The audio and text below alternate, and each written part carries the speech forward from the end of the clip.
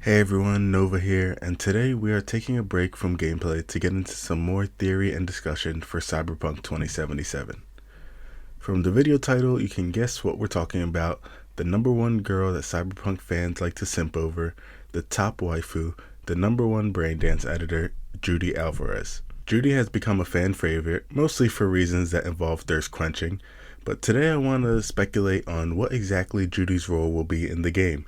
Because as we've gotten our final gameplay trailer, I have a sinking feeling that she may end up playing a more significant part of the story than I initially thought. Now, of course, it could just be that CDPR have been teasing us by showing us her questline more prominently, so it appears like she has a bigger role than she really does. But unfortunately, that's not something we'll know until December 10th. Now, before we get started, I will put out this disclaimer. While I know nothing about the game aside from what we've been shown officially, I will be going into theory talk, which could get a little spoilery. Again, it's nothing official, but I just like to throw that disclaimer out there for anyone who wants to go in completely clean. The first question we have to address is, who is Judy Alvarez? Well, for starters, we know she is a character made for Cyberpunk 2077, so she didn't exist in the original lore. We also know that she's a respected premium braindance technician and editor, member of the Mox, and works out of the Mox space at Lizzie's bar. Unlike many in Night City, Judy has a sense of right and wrong. We know this from her official description that says her motivation for teaming up with the Mox was, quote, to change things for the better. We can also assume this both from the dialogue in the braindance scene as well as from the recent Xbox gameplay footage that was shown. When setting out on a mission, V has this exchange with other Moxes. Forget Evelyn. Admit it. This is about Judy's virtues, isn't it? Good shit, if I say so myself. Nobody can hold a candle to Judy.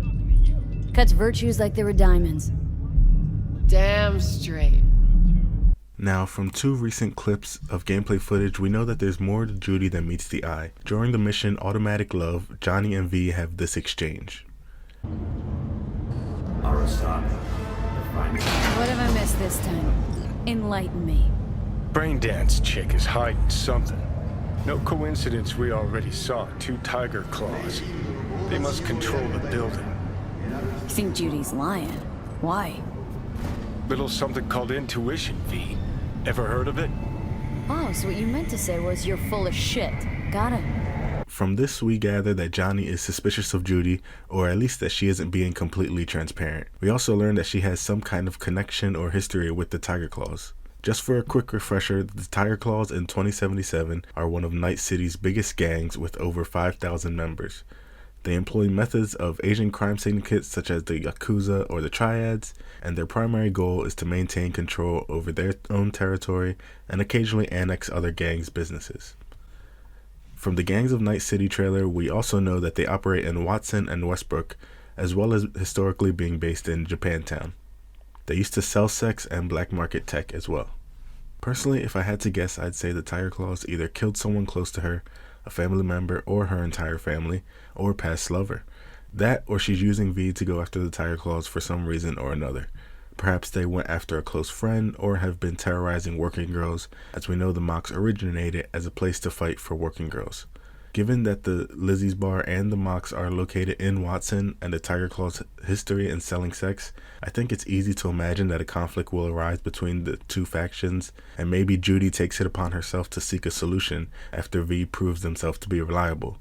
Of course, it could be some other more personal connection to the Tiger Claws, or likely something I haven't even thought of. Either way, there's clearly an agenda at play here. My entire basis for this whole Tiger Claws Judy connection is a scene that we got from the final gameplay trailer. You can hear and read Judy saying this to V. V, you gotta take him down, that's why we're here! And if you look at the text on the left, you can see V is directing their dialogue to the Tiger Claw boss.